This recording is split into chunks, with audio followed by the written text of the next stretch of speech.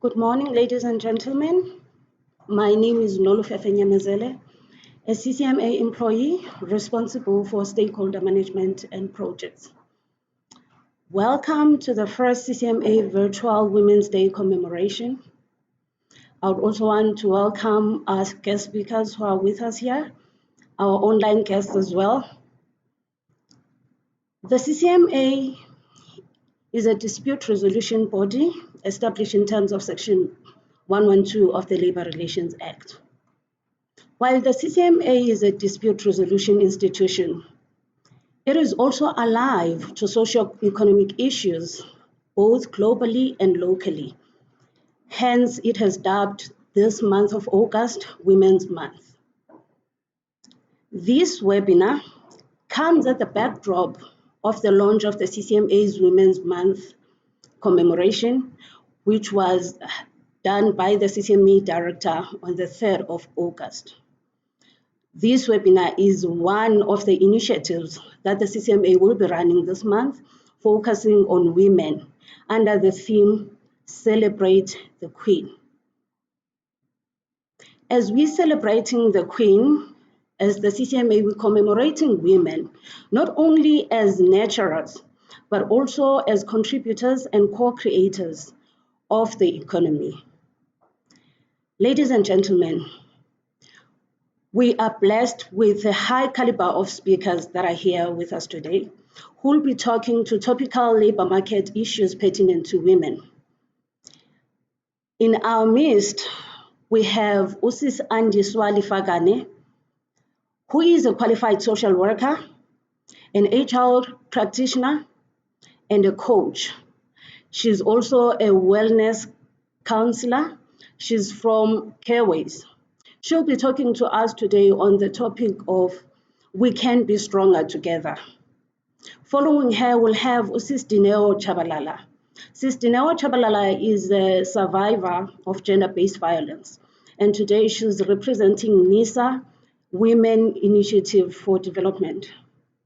Sis Dineo will be taking us through her experiences and will share some light with us in terms of how do you survive gender-based violence, and also giving us some lessons that we can also replicate in our own lives.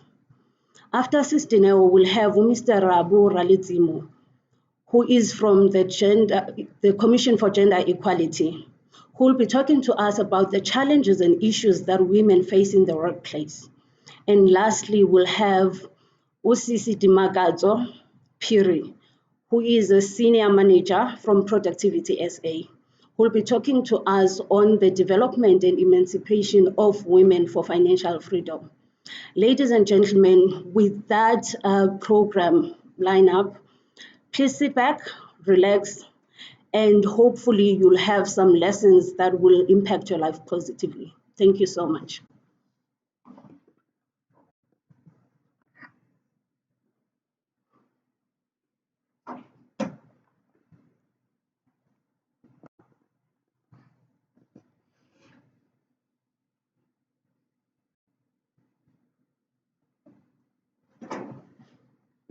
A very good morning to everyone, to the women of today. And I want to thank Unolufefe for the opportunity and for the invite to come and talk to us as women as to how we can be strong together. I have decided to just look at a few material in terms of just statistics and just looking at the background of where we are in terms of this pandemic.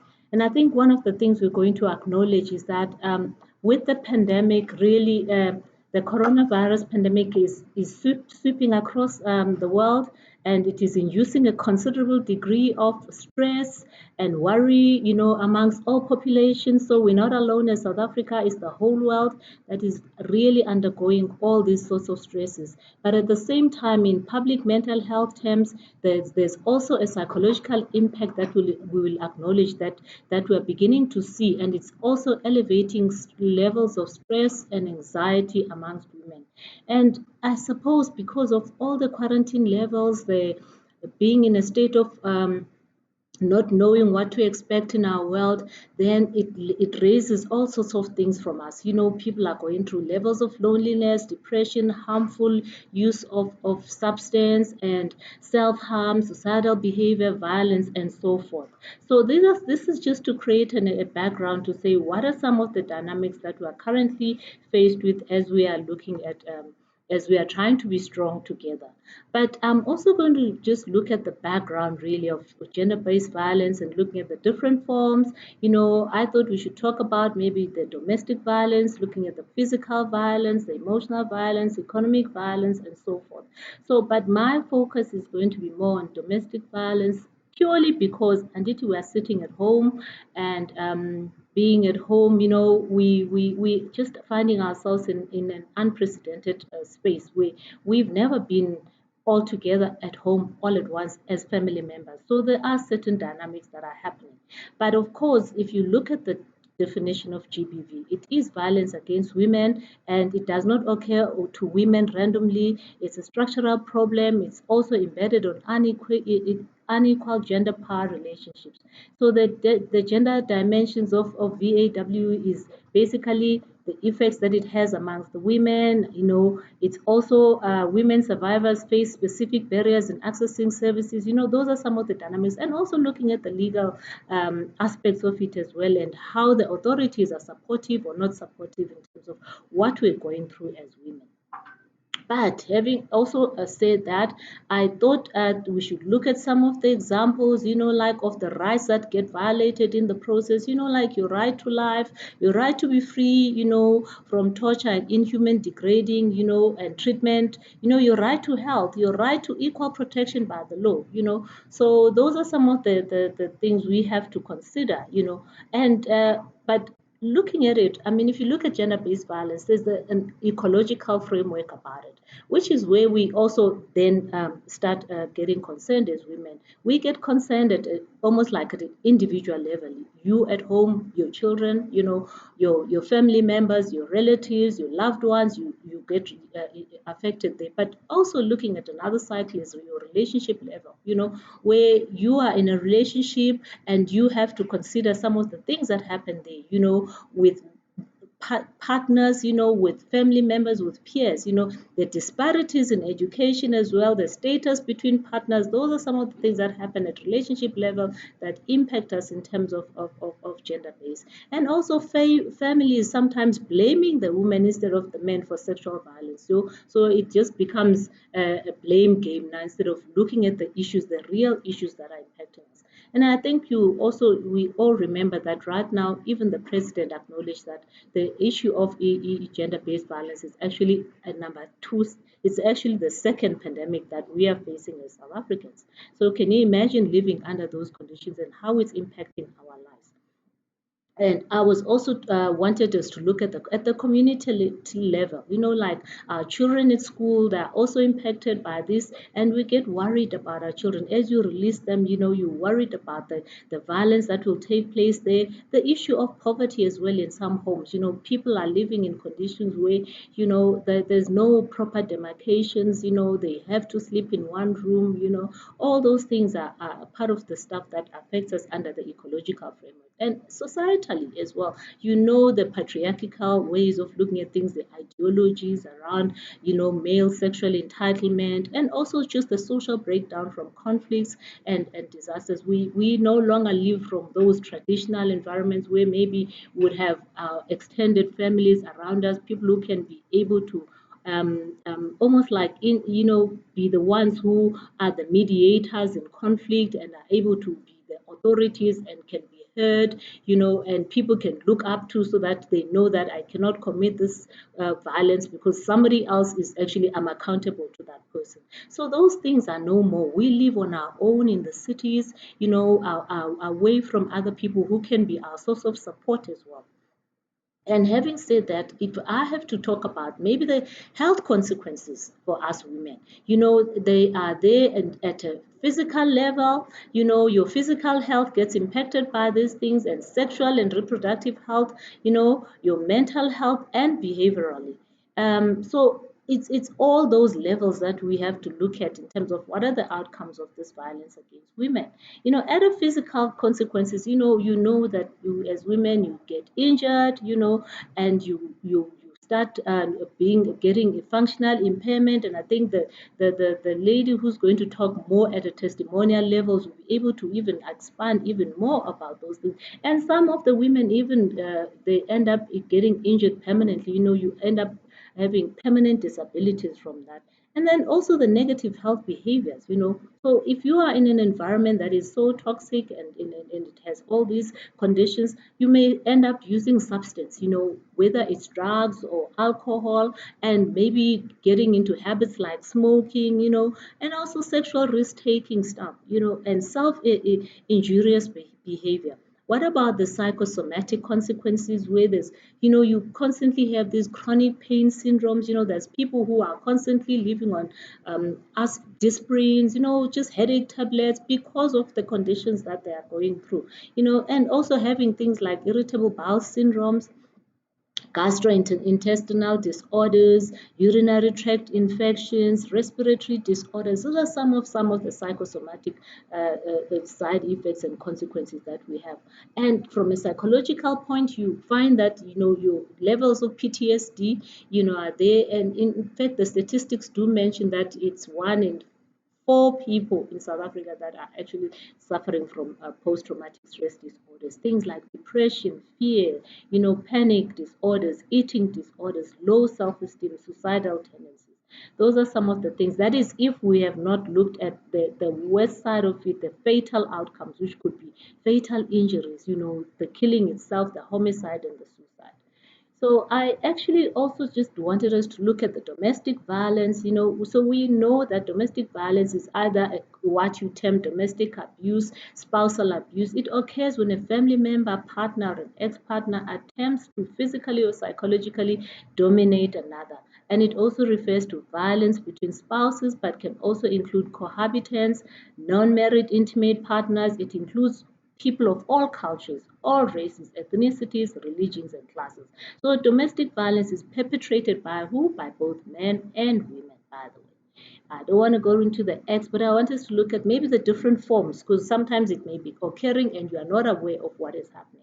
So things like physical violence, it can be criminal, and it includes physical assault, whether by hitting or pushing. And these things start, early. You get hit, you get pushed, you get shoved, and you ignore it. Things like sexual abuse, unwanted and forced sexual activity, emotional abuse, because some people may not be abusing you physically, but emotionally, you may be harassed, and intimidation as well, being threatened, economic deprivation, because it's an issue sometimes of economic scales, one earning more than the other, you as a woman having to look up to the other one, and therefore having to do things that you don't necessarily like. The threats of violence itself, that is already a sign. Child abuse, because sometimes it happens not just at adult level, it happens across all ages. At elderly ones, we've seen Abu Mama right now, who've actually suffered this kind of violence in our nation. And harassment, stalking, and all that. I'm just mentioning a few because I want us to just look at all these aspects and saying, but then what do we do as mothers? The statistics that are actually out there in terms of the violence that's happening around children indicate that it's almost like at a physically level, it happens mostly around homes at 78%. And I just wanted us to talk about homes as well, because some of these things they start. Remember, when I spoke about the ecological aspect, some of these things they start at home. Even the actual perpetrator, you find that he comes from a home. He was raised in a particular environment, and that environment influenced him and impacted him in a manner that it started, becoming a problem. So some of them, it could be 40 to 60% of men and women who abuse other adults. Also, they abuse their children. And girls whose fathers better their mothers are 6 times more likely to be sexually abused by their fathers than the girls that don't come from non-violent homes. So these are some of the statistics that we wanted to look at. So according to POA, it is stated that 1 in every 6 women who die in Gauteng are killed by an intimate partner. Something to ponder about and to see. Not that we're wanting to drive it and make it sick, but what are some of the signs that we will see from an abused individual? The frequent or repetitive physical injuries that the person is displaying, with poor or inconsistent explanations. You can't really understand why this person is bruised. Why do they have a blue eye, but they have it. So it's just things to look out for. And also, some people would avoid going home. They are reluctant when it's time to go home. Maybe your colleague, you find that they're not interested in going home, or others have to rush home because of the abuse. And after the social events, they just are very sensitive and they're nervous. They need to go home. Excessive privacy. Some people are very private about their lives. You don't know much about their lives, and yet there's stuff that is working. And maybe even in terms of their work, you find that their work is impacted. They have a irregular work history. Exceptional nervousness. People are just jumpy and fearful. You're trying to play with them, and then, or you stand behind them, they just jumpy. These are just telltale signs that you could look out for. Low self-esteem, and it would start with anything. You're having a normal discussion and somebody just bursts out. You don't know where it comes from. And also some people just even refuse to socialize, or cut off contacts. People are no longer wanting to be with their friends, no longer want to be with their families and relatives, or even wearing the type of clothes that are constantly covering all parts.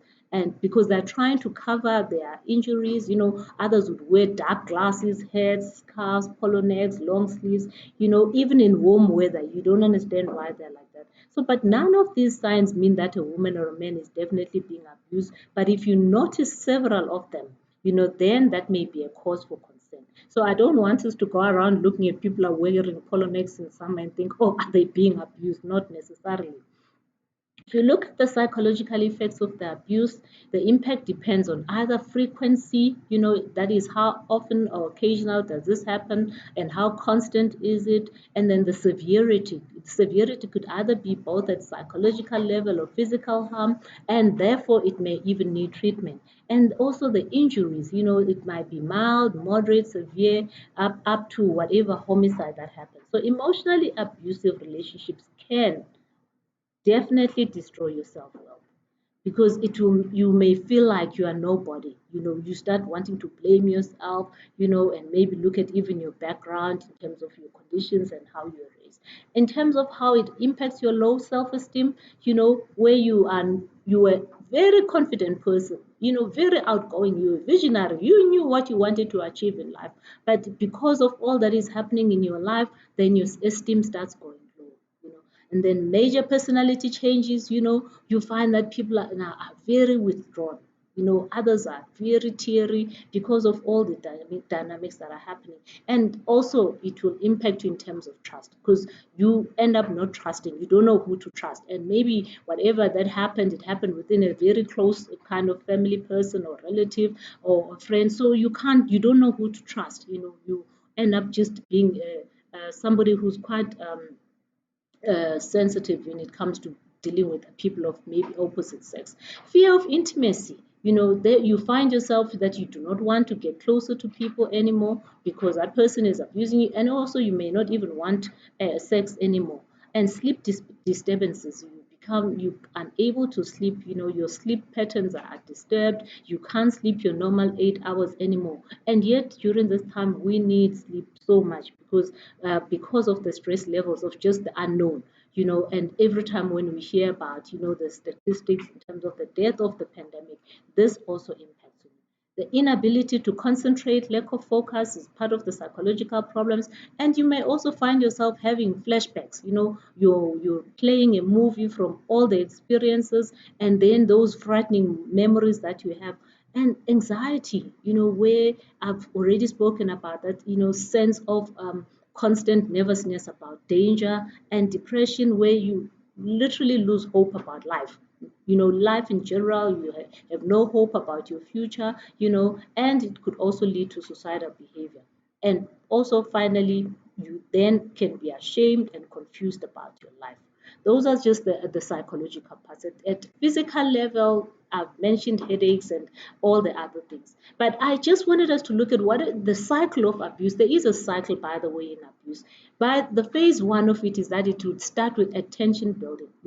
Tension can start increasing.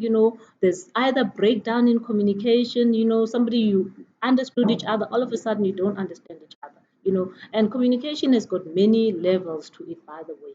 And then the victim becomes fearful and feels the need to just placate the abuser. Then the second phase is the incident itself, where it would happen at a verbal level, at an emotional level, at a physical level, either, anger, blaming, rage, arguing, threats, and intimidation. The third phase would be reconciliation. So where now, after all that has happened, the person is now apologizing and come up with all sorts of excuse. No, it's because maybe you started talking about this and it irritated me and it got me to a level that I didn't think about, and maybe it's the substance that I'd taken, or maybe it's the phone call that I had, maybe it's my frustration at work. So that is just another phase. Then the fourth phase is that then things look like they are calm again. It looks like it's quiet again and everything has gone back to normal, and yet you don't know where it's going to start again. So it literally goes through those four phases. And those are some of the things you need to be aware of when you're trying to look at the pattern. Try and look at the different phases as to where are you in those phases and how do you keep yourself in the cycle. But how do you break that cycle of abuse? So we need to know that no one should endure any kind of pain. You should first take the step of breaking free from that. Recognize that you are in an abusive kind of an environment and you do not deserve to be in that. And if not, also consider, an interdisciplinary team, because I'm speaking from a wellness perspective, whether it's happening at a personal level, at a child's level, whatever, consider involving other people like medical doctors, your social workers, your psychologist, lawyer, shelter if you feel it's not okay. But I'm also going to put in another one, maybe looking at other support system that you can use in order to protect the person from this kind of abuse. But if you are the victim of the actual violence yourself, particularly because I said we'll address the domestic violence, you need to maybe face the reality and say, you know what, this is the truth. I can't be lying about it anymore. I can't be covering it up anymore. I can't be telling people stories about it. I just need to face the truth and realize that this is not good for me, and decide what is important for your life. Remember, if every individual on earth has got a right to live, and make those commitments to those you love, make those decisions, take care of yourself physically, emotionally, and spiritually. The spiritual part is also quite important. Remember, we all spirits and we live in bodies. So sometimes just looking after that spiritual part may make a difference in your life, looking at it holistically. So find other people and ask for help. Don't walk alone. Be open to the change that it may bring, after you've gone through it. Be kind to yourself when that has happened. Right. So I also wanted to just look at even some of the abuse, by the way, can happen in the workplace, where there's workplace harassment, sexual harassment, but I know that there's somebody else who's going to talk about that, racial harassment, workplace bullying. So I will not focus on that a lot. But I want to just also talk about when it comes to things like relationships, because healthy relationships are also very important. But that's where also you may find that it could be a foundation of some of this kind of violence. So if the relationship and family conflict is increasing during this lockdown, it might be helpful for us to remember that Our current circumstances, by the way, are unprecedented, they are difficult, they are stressful. So we need to be generous with each other to cope in our imperfect ways. So there's that level of sensitivity we need to raise amongst ourselves. You need to take responsibility for yourself and your well-being, before you look after others. So because some people say, it doesn't matter if he's abusing me, but what about the other people? But remember, start with you.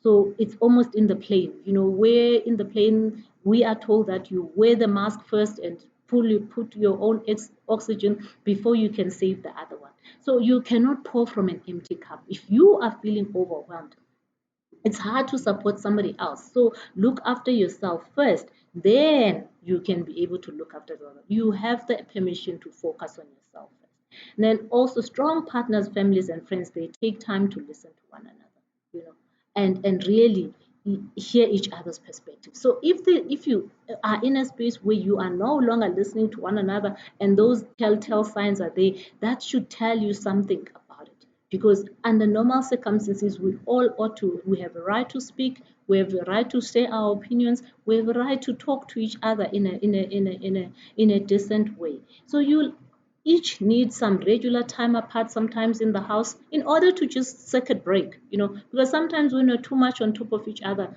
it becomes difficult to just think straight. So you need to self-regulate, because in order to avoid that kind of conflict, these are just the tips on how to manage ourselves during this time. And remember, the healthy relationships they've got characteristics. So I'm just going to give you that in order to assess your relationship right now. Where is my relationship right now? There's mutual respect that is expected, there's mutual trust, there should be open communication, so it's not one-sided. It's not the one person has got the right to speak over the other and the other one has got no right to speak. And if there's a fight, we need to fight fairly, and similar core values. We need to agree on values of how to treat one another. It's not like, hey, women are supposed to be like this and whatever. Let's agree on the values, and the desires as well. How do we communicate with each other? How do we love one another? All those things are key. Honesty, because these are some of the things that actually erupt some of the kind of violence, is lack of honesty in relationships, and support for one another. How are we supporting each other during this time of COVID? Are we there for one another? And fairness and equality, that is now also pertaining to the workplace. Willingness to compromise. Sometimes we are not willing to compromise in an environment. It's one way or the other, the person just wants their way or the highway, and also maybe looking at the kind of the quality of friendships and relationships that we have, and the actual intimacy itself. How is it? What are the values that are surrounding your intimacy? Um, just having mentioned that, I just wanted to touch on things like emotional intelligence. Remember, we're talking about we as women can be strong together. That is the topic here. So we have to look at maybe some of the emotional intelligence skills that we need to build so that we have better and healthier relationships. And some of those are the ability to manage the stress, because if you are stressed, remember, you can also then impact the other relationship in a negative way. The ability to recognize your emotions. You need to see when you are angry, you need to notice when your levels of anxiety are coming up and how it's going to impact you. The ability to communicate non-verbally. Some people don't realize that they may actually show what they term passive aggressiveness, just from their non-verbal cues. So those are some of the things you need to recognize in terms of your emotional intelligence. Ability to use humor. Sometimes some of the things don't need, a shouting match. We can just create humor. Let's just laugh about it. Just the ability to laugh at yourself. Sometimes humor helps in a relationship. If you can't do it yourself, maybe sometimes with your partner or your family members or spouse, try and find humorous videos, something that's humorous that you can laugh about, in order to diffuse whatever potential conflict that is there to arise. And also just the ability to solve conflict. It's called relationship management skills, where you know how to manage your relationship. So those are some of the things I just wanted to mention to cover in terms of this discussion, so that we are able to grow one another. And I think I touched on things like nonverbal communication. Some of us don't understand that things like eye contact are key. there are people who have a constant frown, and that alone says something from at an nonverbal level. Your tone of voice. Some people they will tell you that they've grown, speaking loud. They don't know how to speak any other way. But sometimes you can learn. There's a book I'm reading that says the things that we see when we slow down. And I think this pandemic has also brought us to a space where there's so many things that we were taking for granted or we're ignoring in our relationships that right now we have an opportunity to see. And those are some of the things that we can look at. How do I come across to other people, and or have I been enduring that for the longest time and making it normal? Because it's not normal for people to shout at other people when they say they are speaking. There's a tone of voice that you can have. Postures. There's people who will, when they're talking to you and they're angry, they'll speak to you chest to chest. Remember at the beginning when I was talking about the gender-based violence, some of the things there is, where people would shove you because they're angry, and that's how they are. So those things are quite critical to notice if you are developing your emotional intelligence. Touch, some people will grab you for your attention because they're angry, they're wanting to talk now. So those things, and sometimes you let it go because you think it's normal. I just want to say it's not. And a part of emotional intelligence, that is a nonverbal cue that is not good. So finally, I wanted to just give a summary of the ability to solve conflict. It's just noticing that sometimes it may not be easy to resolve conflict, but at the same time, we need to know that we can agree to disagree. There are times like that, whether at a personal level or professional level, there's no need to create hostility or irreparable rifts. But it's just recognizing that we're not the same, our value system are not the same, but there's maybe one common denominator, whatever it may be, to raise a family, to run a relationship, loving relationship, or to work if it's in the work environment. So or ensure that you are looking at the common denominator of that. And then also the capacity to take that conflict at a stride, that willingness to forgive easily sometimes, and just move away from this thing. And also just being available emotionally and also just being able to laugh easily. So conflict in relationships can be a deal breaker and a heartbreaker. So two people can't possibly always have the same needs, the same opinions, expectations, but that shouldn't be a bad thing. We need to appreciate our differences. And sometimes we gather together as people and relate with people because of our differences. People get attracted to opposite.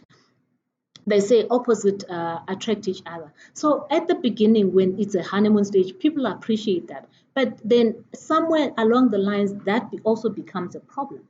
So, but when conflict is resolved in a healthy way, it can be a cornerstone for trust between people. When conflict isn't perceived as threatening or punishing, it fosters freedom, creativity, trust, and safety in relationships. So, having said that, I think I've literally just come to the end of our discussion, and I really just wanted to thank you for the opportunity. And if there's any questions, we can take them at a later stage. I know that there's an EWP number that we can use, and I think Nolufefe will share about that. Remember when I said that if the matter is beyond our concern, our control, then we can look at using the interdisciplinary approach. That is also including professionals to support you during this time. Thank you.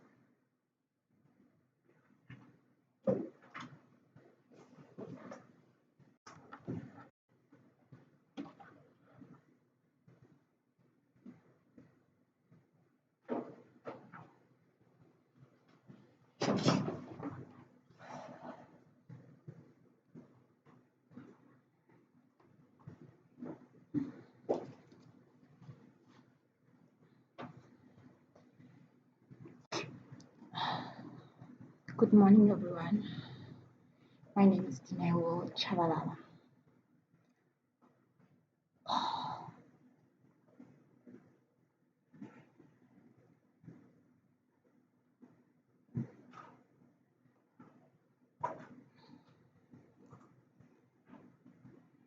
I'm a survivor of gender-based violence. Ke mora bana ba 2.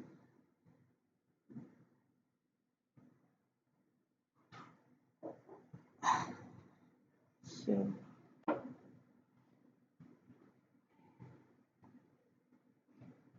Ke mme wa bana ba ithuo. Ke abused for nako e telele. Ke experienced ntho tse ngata bophelong.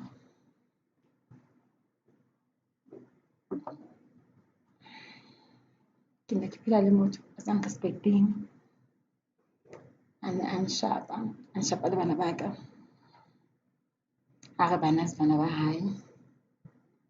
Ka etsa di-DNA test. That's why di-results di re ke ntate wa bana. A ndrauna ka metsi. A ntjhesa le ka acid. A re ke rekile batho hore ba fake di-results. Ke phetse ka hara abuse more than 3 years. Ke sa tswe ka lebaka la hore ne ke tshaba ho face-a di-challenge tsa life. Ke ipotsa hore ke tloha kae ka bana ba ithuo. Ha ke sebetse. Qetellong ka qetella ke fumana hore maybe ho tswa wa ka ke tla bona. Ke mo kopanang le di-social worker. Ke tsamaya ke dula shelter for a year le bana ba ka mo teng. Ke mo ke thotseng thuso teng.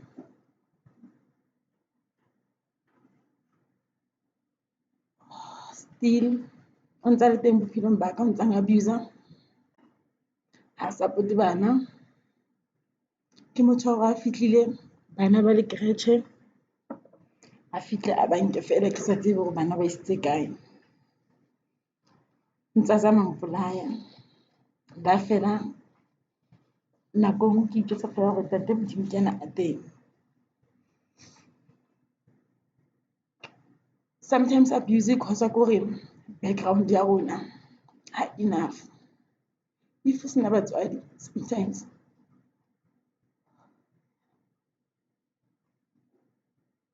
motho o tla etsa ntho enngwe le enngwe a batlang ho e etsa ka bophelo ba hao.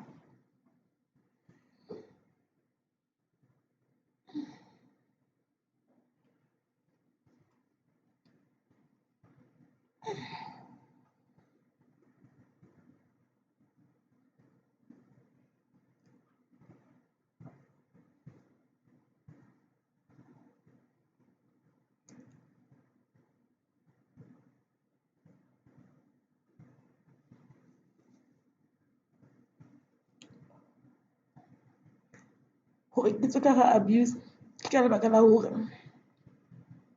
ne ke shebile background ya ka.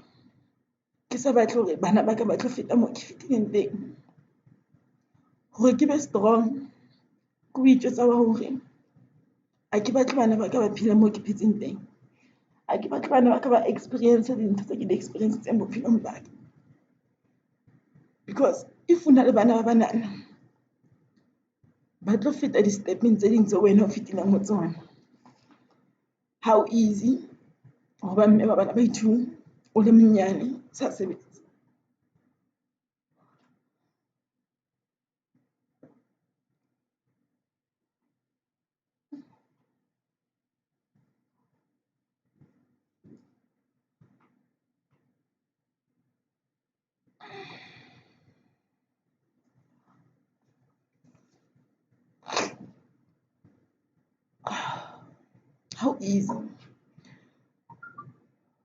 How easy o tswa ka hara acid le matsoho a sa kgona ho ntsha ka hara batho.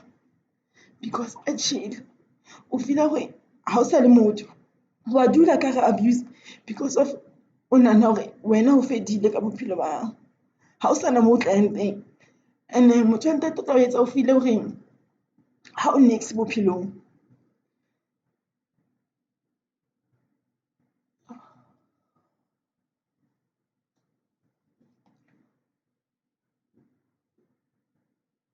Ke na le bana ba 2 ba latellanang ka di-age. O mong o na le 2, o mong o na le 4. Ha ka ba plan-a ba di-2. O nkisitse doctor-eng hore ke kgone ho ba thola after ra se ba hae.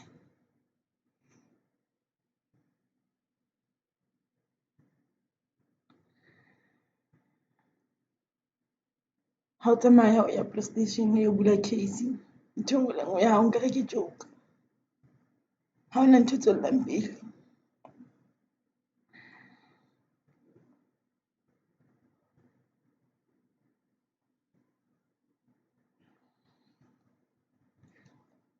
Hore ke thole thuso ke ka baka la di-social worker. Ke bona ba nkentseng be ke thole thuso, like ke be ke tswe. Kgale ke zama ho tswa ka hara yona abuse mara ke sa kgone.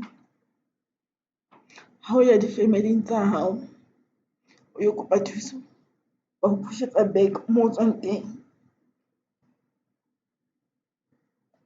Ba tla o jwetsa ntho tse ngata tsa hore mosadi o tshwara thipa ka bohaleng, mara motho a batla ho bolaya.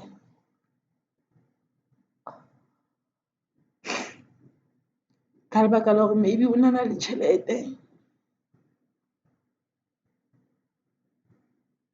That is why batho ba bang ba nka tjhelete ho feta maphelo a batho. Batho ba bang ha ba respect di-feelings tsa hore o feela jwang ka nako mang, as long a benefita something, hana taba le wena.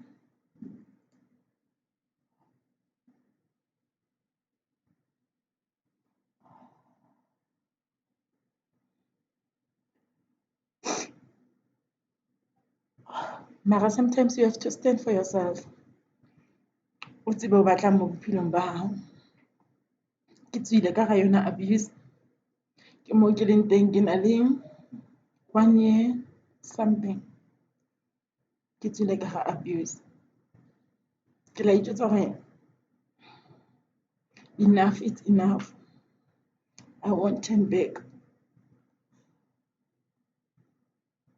Doesn't matter hore ke tlo sokola hakakang after ke tswe moo. Ho tswa ka hara abuse na le ngwana a nyanyang lebese o sa sebetse ho thata.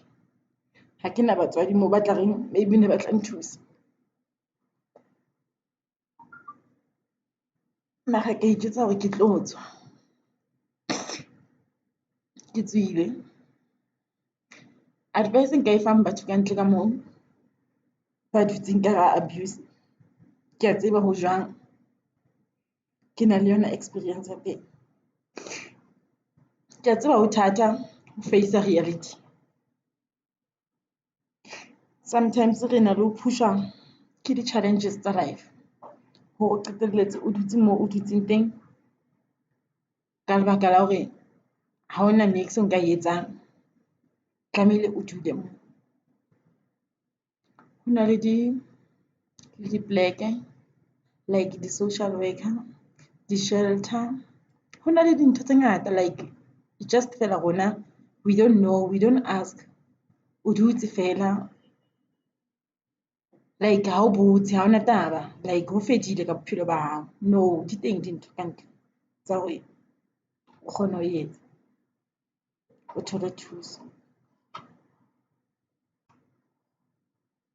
Nna ke e thotse honest. Ke zamme ho ipolaya maybe ha e 3. Ke kena ICU, ke dula more than 3 months. Ke zamme ho ipolaya, ke ipolaya le bana ba ka.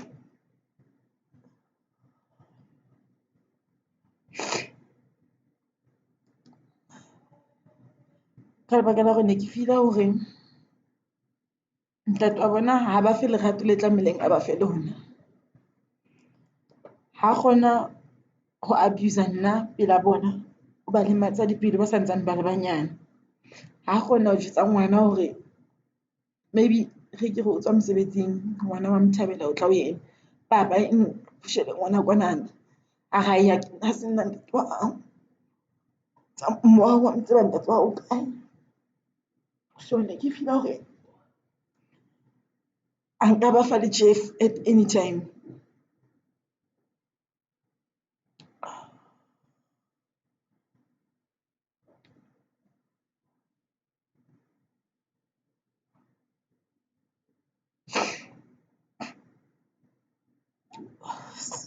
Ho thwe bana ke bana ba mme, That's why ke kgethile hore ke tswe ka ga abuse ka lebaka la bana ba ka. Ne ke sa etsetse nna as such. Batho ba bangata ba rata ho dula ka ga abuse because ba re ba etsa the sake of kids. No, ne ke etsetsa bana ba ka hore ha ba deserve bophelo ba ne ba phela ka nako eo. Ke bana ba sa tsebeng niks, ba deserve ho tshwana le ba bana ba bang ka ntle. That's why ke tswile ke kgona hore ke bua seo ke reng ke tswile ka ga abuse ka lebaka la bana ba ka. Ne ke etsetsa bana ba ka hore ba tlo kgona ho thola bophelo bo betere ka ntle. Ne ke etsetsa bana ba ka hore ba tlo kgona ho phela just ka bana ba bang. Lerato le nna ke ba fang lona ke nahana le enough ho feta bohloko bana ba thola ho feta ntate wa bona. It's better o hole o sena ntate o thola lerato than o hola ka batswadi ba two mara ho sena lerato.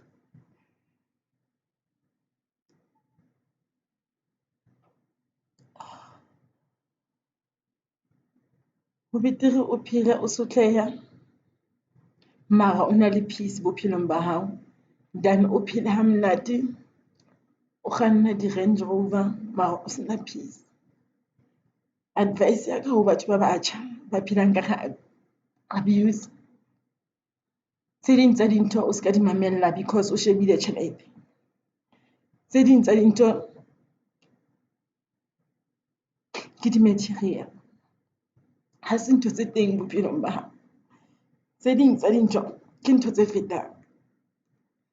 Re rata tjhelete batjha haholo.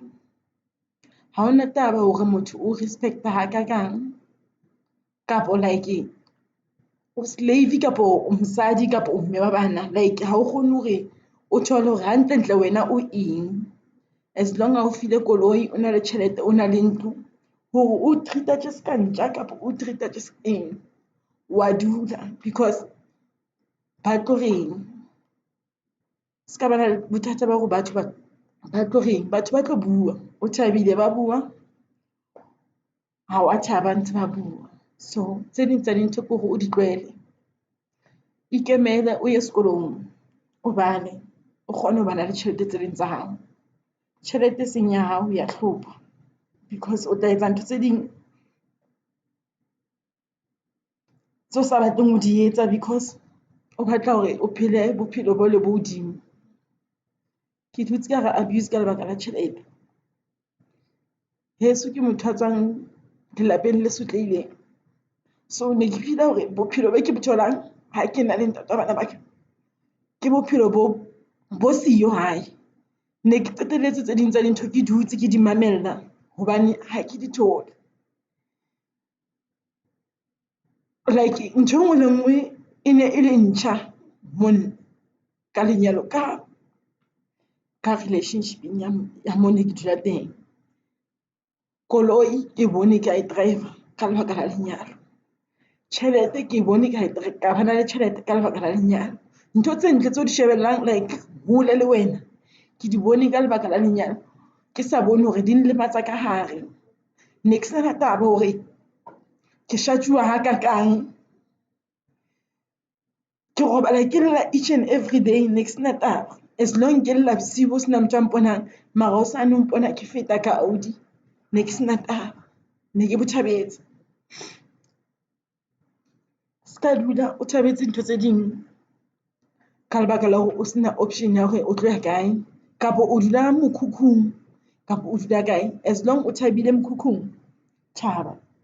Ska batla ho dula ntlong tsa di-bond, bophelo bo sa bo afford-eng, o sena niks.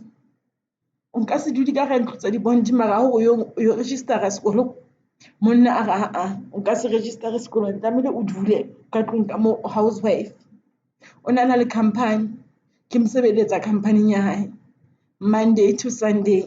Ne ke dula ke theohetse moo, ne ke kgola mara ne ke sa kgone hore ke provide ka side-eng la heso.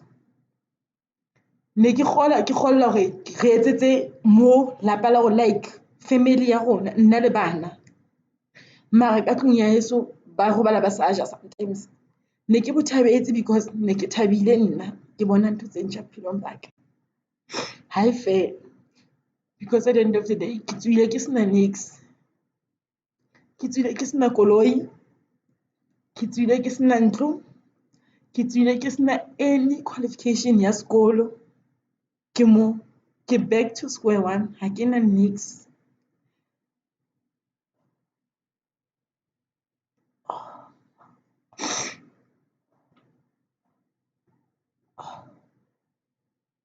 No check ntho ke e reng, ke tswile ka hara yona abuse, ke tla etsa nna le bana ba ka.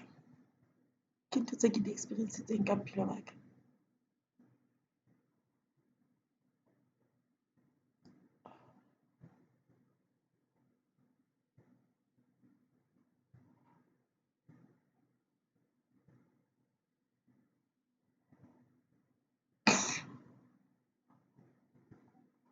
Ho shajwa, ho tjheswa, ho robala le motho o sa ikemisetsa, ho etsa bana, like ho phela bophelo ba hao e seng ka bo wena, o bo phela ka lebaka la hore o batla ho thabisa motho o mong.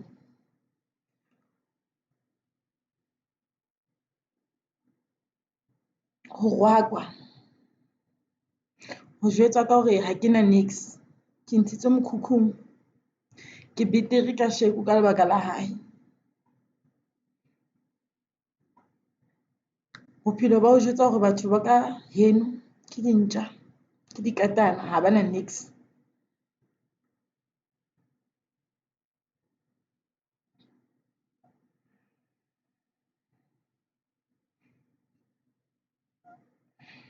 Ke di-sky mmeleng wa ka.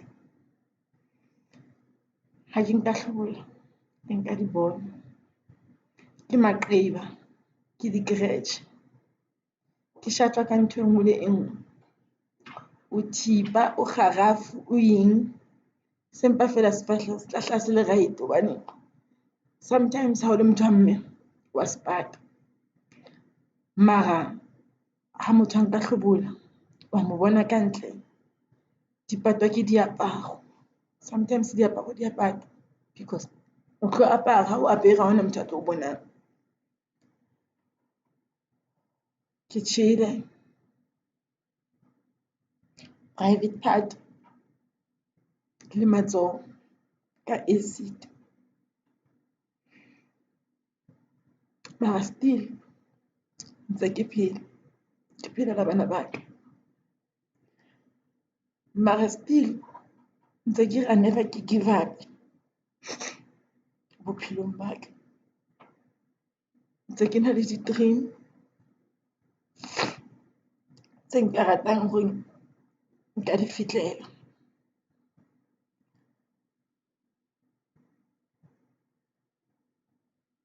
Kaofela ntho tse ke di experience-tseng, ke bua ke na le 25 years.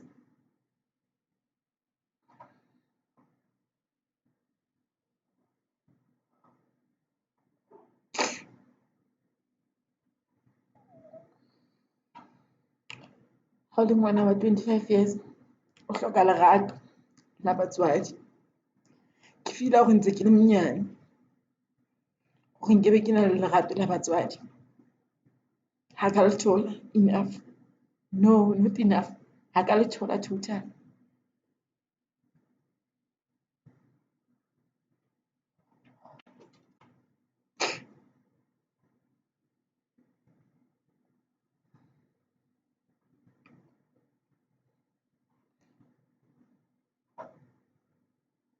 Le ditswa ke batla ho fang bana ba ka lerato.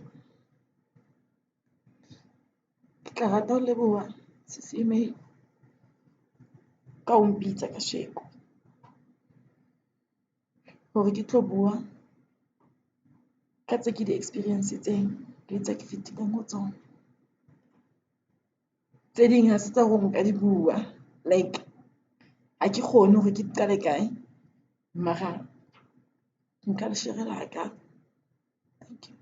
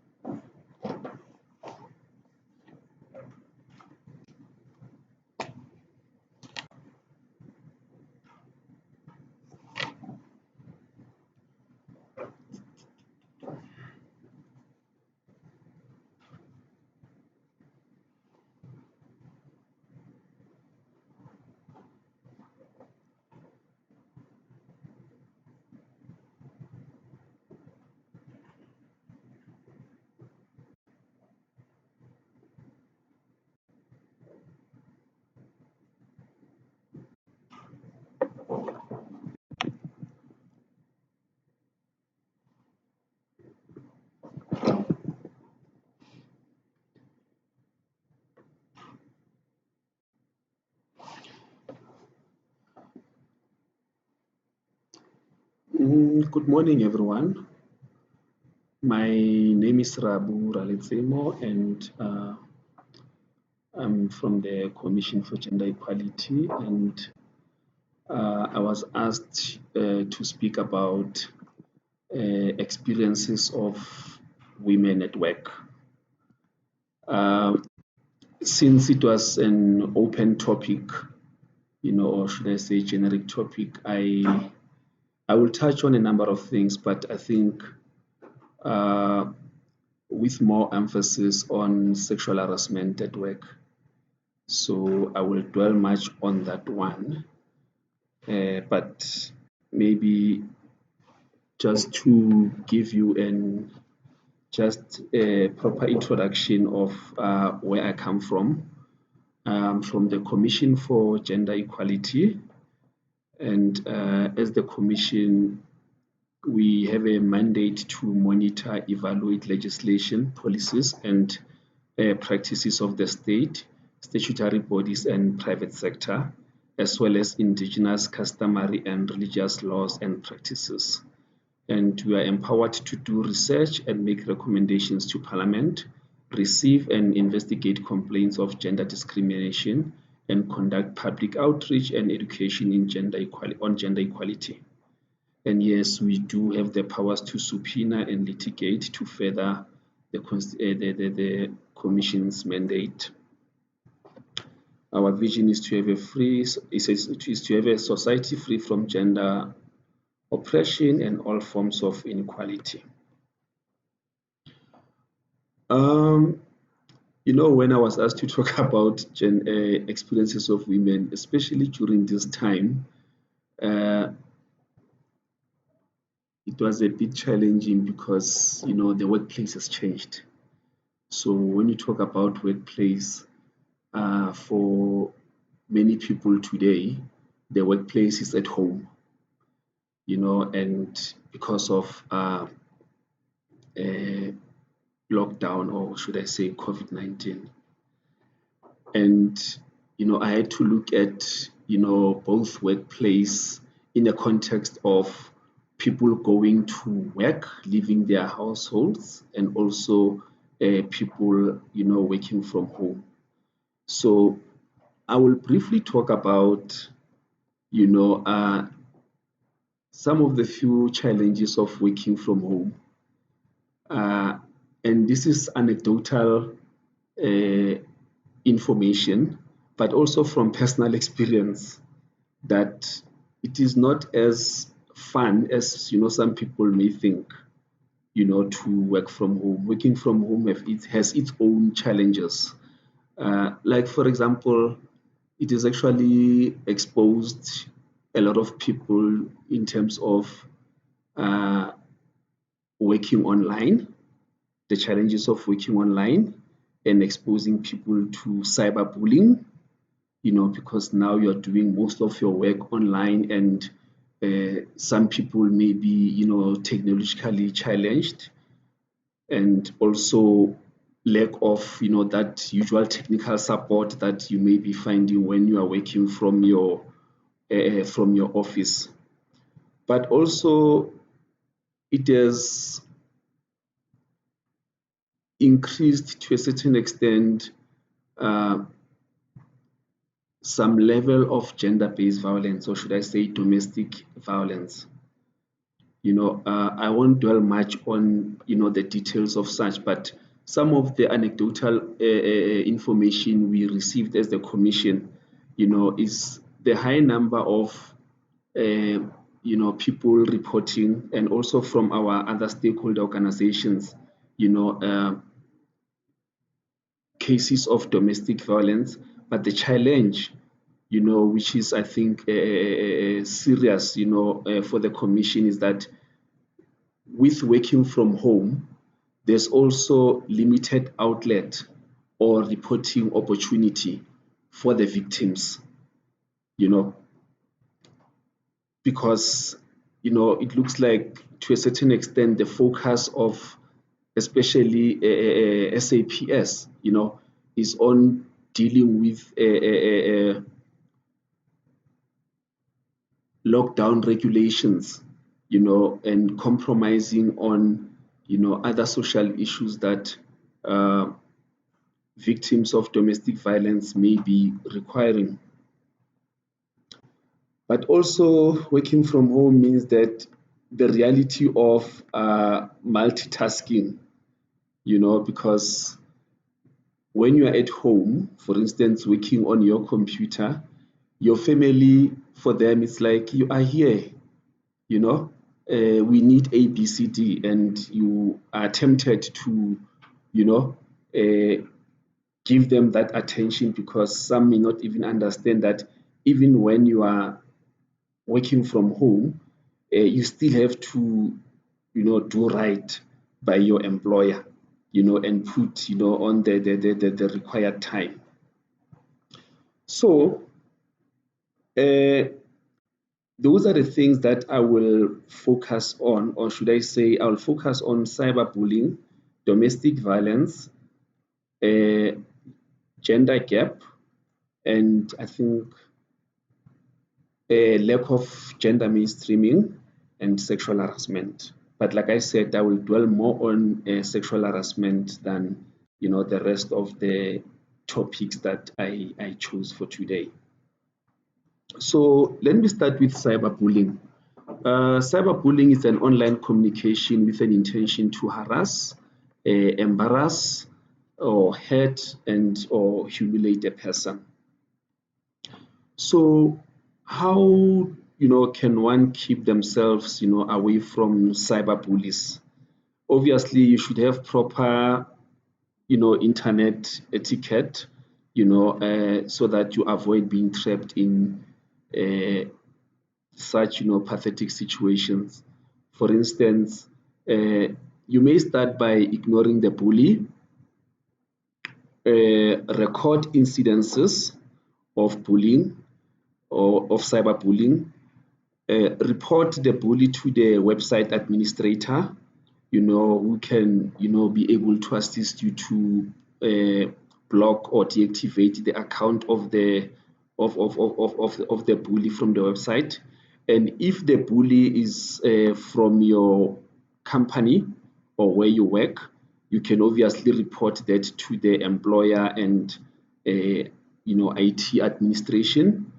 And also, depending on the nature also of the bullying, you can actually go as far as reporting to the police. What not to do? If you are getting bullied, avoid the temptation of stooping to their level, but also if you receive messages of somebody being bullied, avoid forwarding those messages, because when you forward those messages, you are also perpetuating the bullying.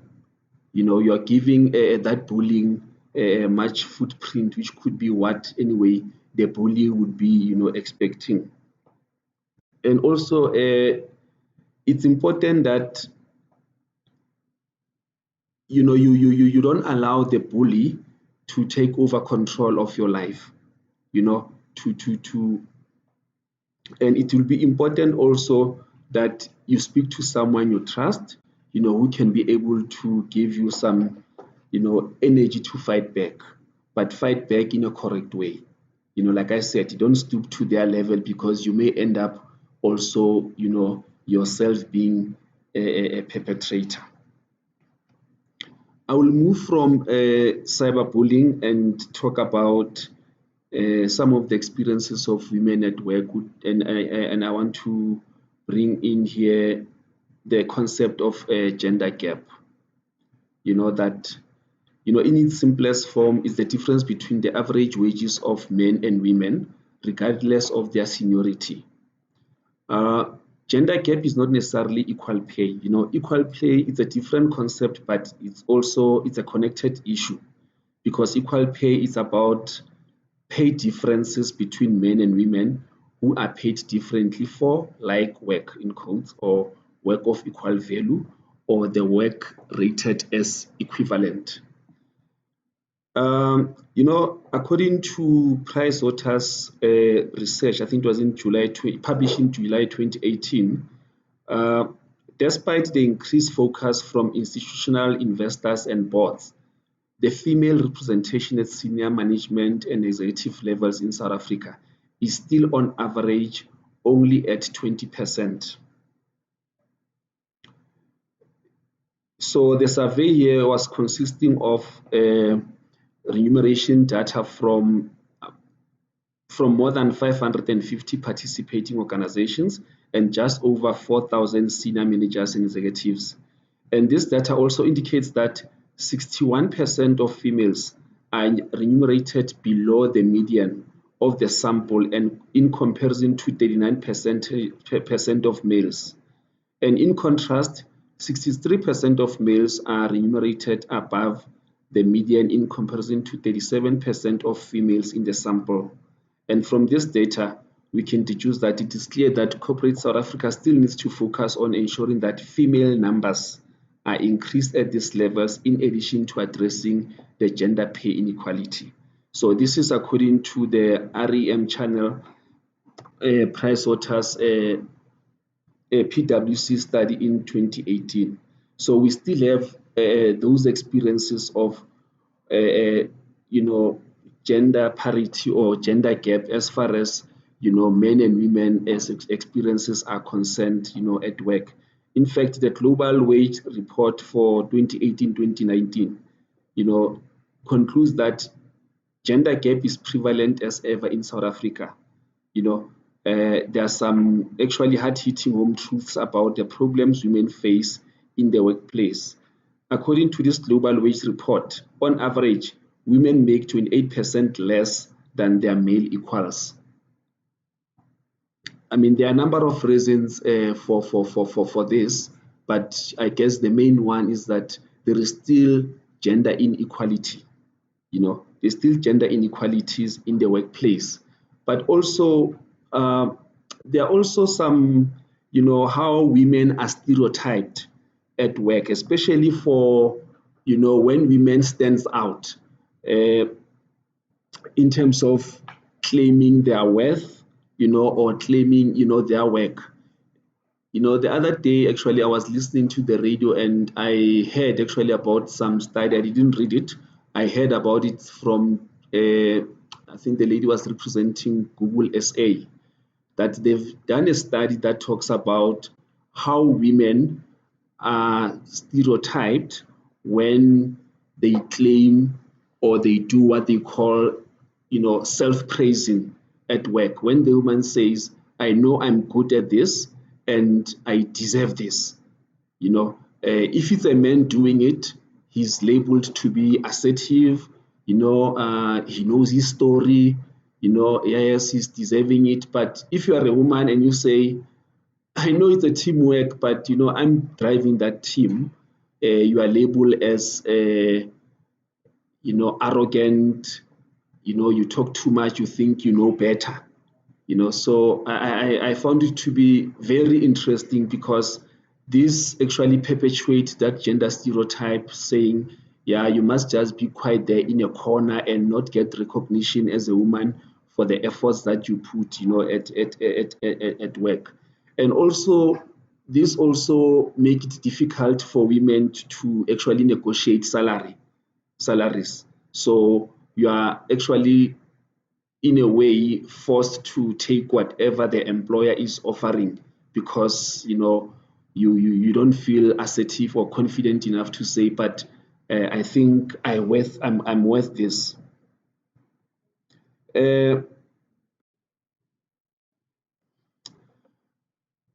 I think it will be important that as actually employers look at this issue of gender gap, of minimizing, actually eradicating that gender gap. And one of the ways that we can do that is to consider what we call gender mainstreaming. Obviously, due to time, I'm not going to elaborate on that, but it's something that is very important, that we treat both men and women as equals in the employment, and that must not be by the way thing. It must be a conscious decision where women are also considered, or how decisions that are taken, by the employer consider both the impact on both men and women. So going to the main part of our presentation, I'll now talk about sexual harassment at work. This is one of the experiences that I think it's disheartening, because sexual harassment, like all other forms of gender-based violence, it's something that is disturbing. It's something that it's not really, it's not right, whatever way you look at it. And in terms of code of good practice on the handling of sexual harassment cases in the workplace, sexual harassment is defined as unwanted conduct of sexual nature that violates the rights of an employee and constitute a barrier to equity in the workplace. I think the main part of this definition is that the violation of rights of an employee, and also the barrier to equity in the workplace, because it denotes that it's not just about an individual being harassed, but it says a lot about this person, the person who's been harassed is unlikely to actually progress at work. So I'll just share some few types of sexual harassment that are likely to happen at work. It's a kind of behavior, obviously, that will make you feel uncomfortable, including touching, unwelcome sexual jokes, unwanted questions about your sex life. When your colleague is asking you uncomfortable questions about your sex life, whistling, rude gestures, requests for sex, staring at your body in an offensive way. Some people will say, but no, we're just looking. Okay, looking is not a problem, but do not stare. To stare is rude. And also there's what you call quid pro quo harassment, which is a Latin word that means this for that. So you do this and then you'll get that. When, for instance, your supervisor says, no, but we have to have a sexual relation so that you can get promotion, or you can get your bonuses.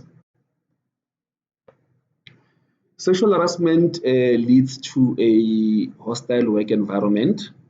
Most of the time, it's also power play. It will be between people who they have power over the other. But also, it can be from non-employees, like your contractors, your vendors, clients, or even consultants. So it's not only people who are working full-time in the office who are likely to be victims or perpetrators. So everyone can be a victim or a perpetrator, irrespective of the position in the workplace. So it's not only about management against general staff. There was an interesting case of someone who was accused of sexual harassment, and I like how the newspaper, I think it was Daily Maverick, outlined a number of issues that the accused was accused of. And why I like this example, this list, is actually demonstrate how far you can go if somebody is sexually harassing you. What are the things that you need to look at? So I will just read this list, and I can tell you now, I'll read about 10 things, and in terms of what transpired in court or on the charge sheet, this list was not exhaustive. But this is how, unfortunately, one person can do to another. So I like going through this list, because for me it gives us that understanding of how vast activities can happen that are of sexual harassment in nature.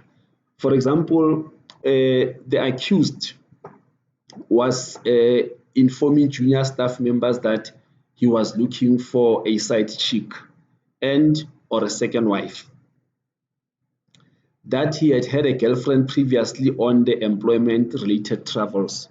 So sharing that with a junior staff or with this victim. Obviously, the victim was saying, "No, but I cannot do this with you. I'm working with you," and all that. And then his response was, "But I'm used to this." Asking junior staff members about their sexual preferences, having those uncomfortable conversations. Telling junior staff members of the sexual acts he'd like to participate in, telling junior staff members to leave their partners, telling junior staff members that their looks were their only quality, asking junior staff members to meet him after work in a manner that suggested the interactions were more than merely sociable, making bodily contact with junior staff members that was unwanted and uncomfortable. You can imagine whatever that was happening, maybe rubbing against them in the lifts or, in the office lobbies, making unwanted or uncomfortable comments about the physical appearance of junior staff members. And once the junior staff members had rejected his perceived advances, displaying a cold demeanor towards them that consequently left the alleged victim feeling fearful. So giving staff members, junior staff members, funny looks that said, "You know what, I can do anything about you." So like I said, this list is not exhaustive, but it shows how far and what are those things that sometimes you can even take for granted, but they can form part of creating a hostile environment at work. So how does sexual harassment affect victims? It prevents one from doing their job effectively, because when you are in constant fear of, you don't know whether what you are doing will entice a person, or whatever you are doing will be appreciated in a positive manner, you can't work effectively in an environment that is hostile. It can prevent you from reaching your potential, because you are always like subdued. You don't know, you can't be yourself. It has a potential to escalate to violent behavior. I've already mentioned that it can make the working environment unbearable. It also causes self-esteem, to diminish. And as I indicated with the previous slide, that it can lead to isolation, because it's like you're in the office, you are working, but you're also hiding from someone. And we deal with these cases in the office, and some of the information that we come across, especially around issues of isolation, you find that there are people who want to normalize sexual harassment. So especially when you are a new employee, and you find that there is this behavior that you don't like at this company, and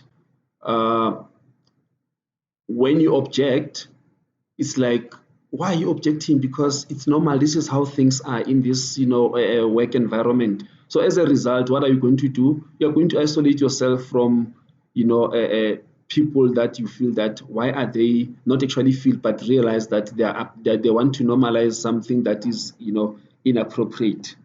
But then what do you do if you are sexually harassed at work? Firstly, never ever blame yourself. Don't blame yourself.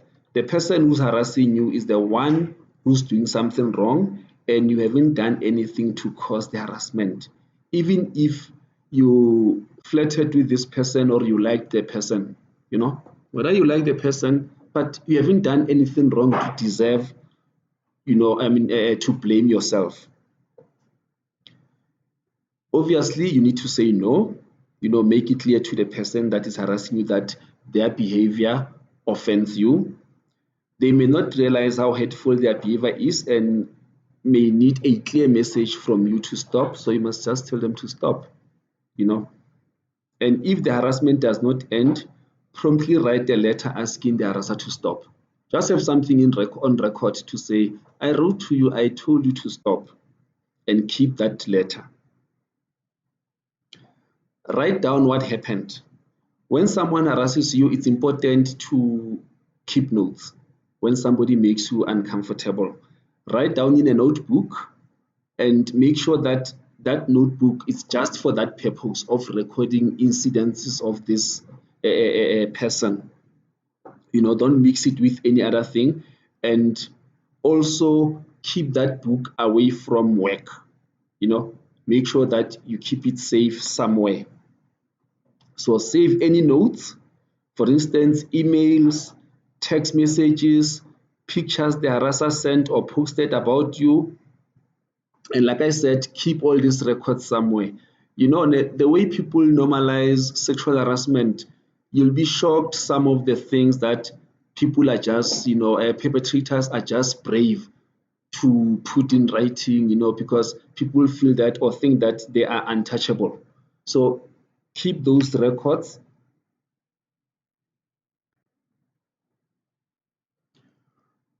Consult the company grievances policies. The companies are supposed to have grievance policies. If your employer doesn't have one, make sure that you ask for one and you make sure that is there. Get a copy of the policy and read it.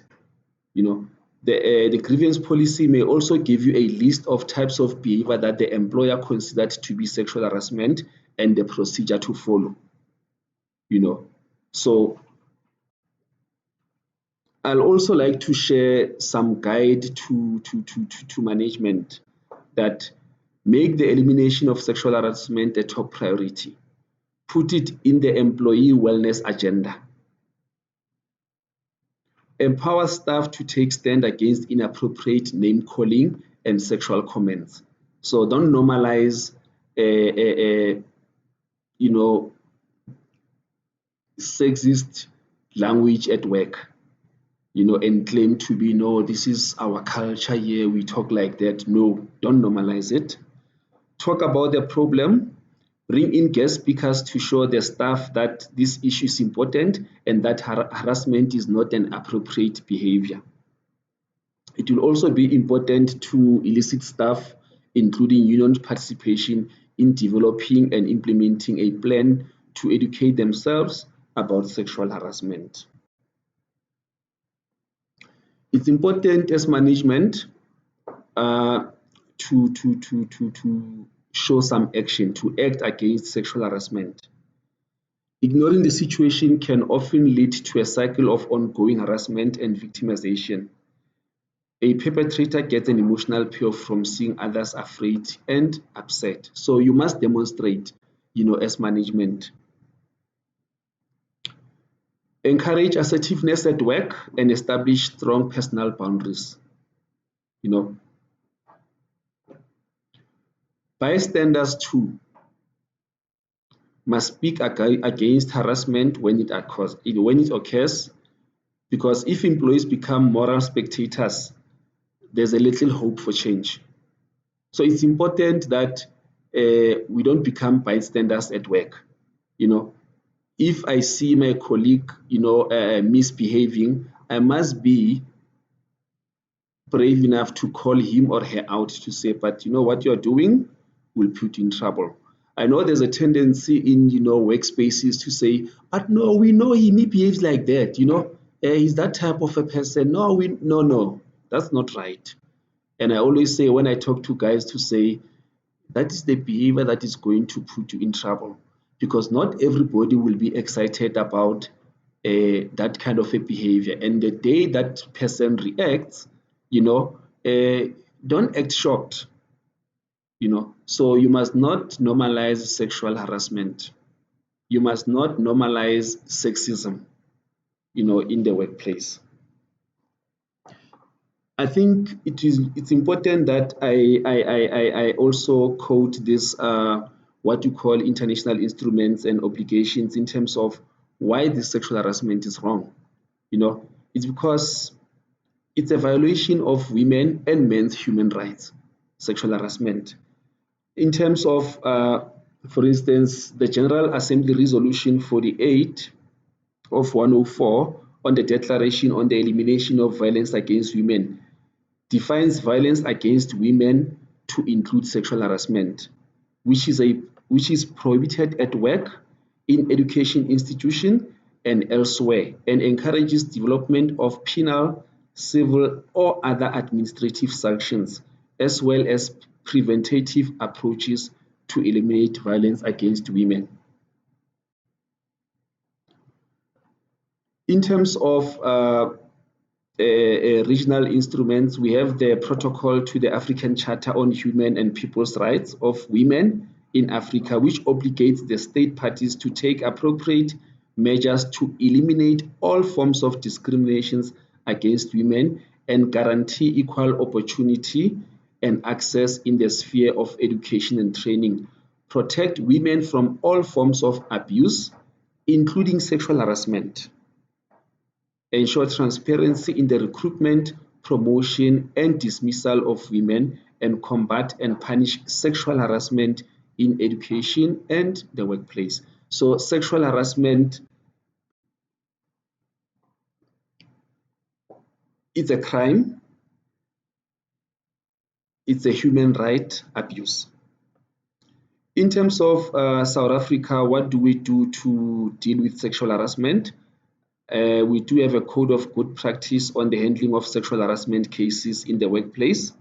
It is not necessarily legally binding, but it provides guidelines.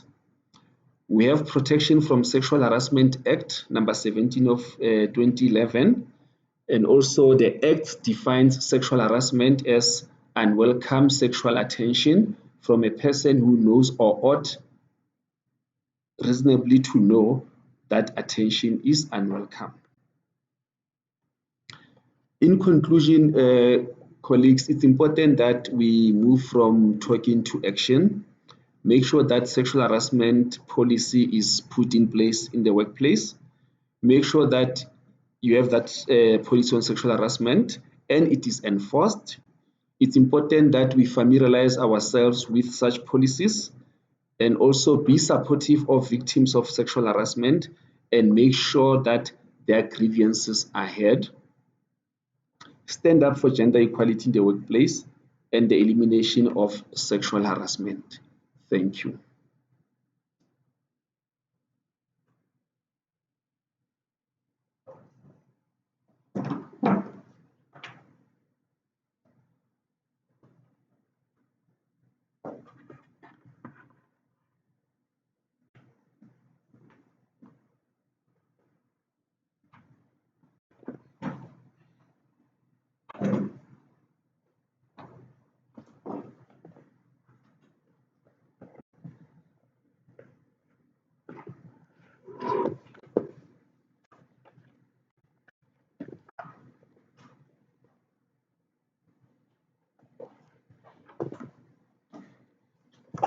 Good day. My name is Dimakazo Piri. I'm from Productivity SA.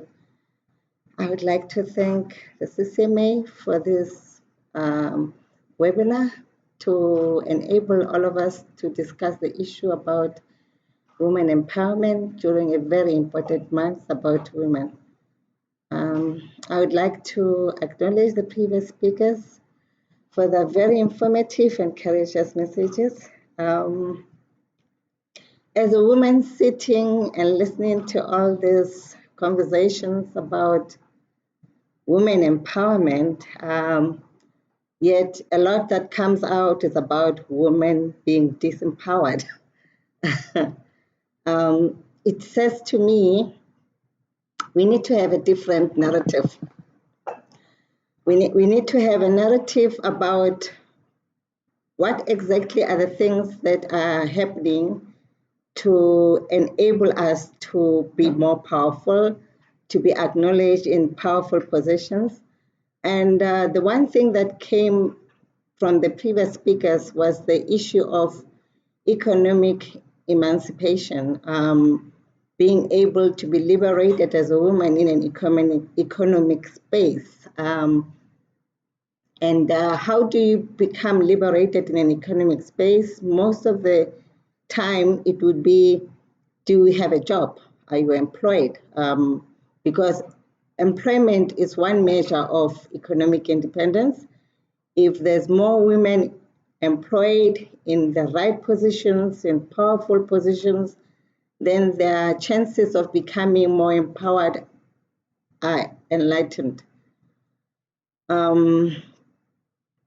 I am from Productivity SA, and we always say that what you cannot measure, you cannot manage, and therefore you can never improve. So that type of speak talks to what are the measures. If you're saying we want to do women empowerment in an economic space, what measures are there? How do you know what the baseline is, and how do you improve from a baseline to a point of improvement? It also speaks to issues of benchmarking. We need to not only look at the South African economic space where women are role players, but we also need to look at the world, to say in the world, how are women faring? How are women being empowered? Are women in the power position, or are they being empowered? So those are the things that I would like us to speak about today. Let us look at the landscape. Let us look at the measures in place, and maybe interrogate those measures and say, are there opportunities for improvement? And what are the indicators of improvement? If we want to improve, what are the things that we need to look at to make sure that there is indeed improvement? I will look in terms of the IMD.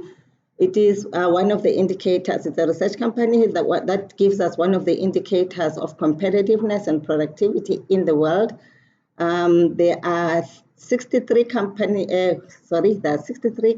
that are participating here that are being measured in terms of productivity, which is a competitive measure. And one of the drivers of productivity and competitiveness is an economic driver. So we look into, in the space of economy, where are women doing? But to bring it closer, I will speak to the BRICS companies, which is Brazil, Russia, India, China, and South Africa. Those are the developing countries where when we measure development and improvements, we compare. So I would like us to do some little benchmarking and see in terms of those countries and South Africa, where women are economically employed, how are they faring, meaning how are they doing?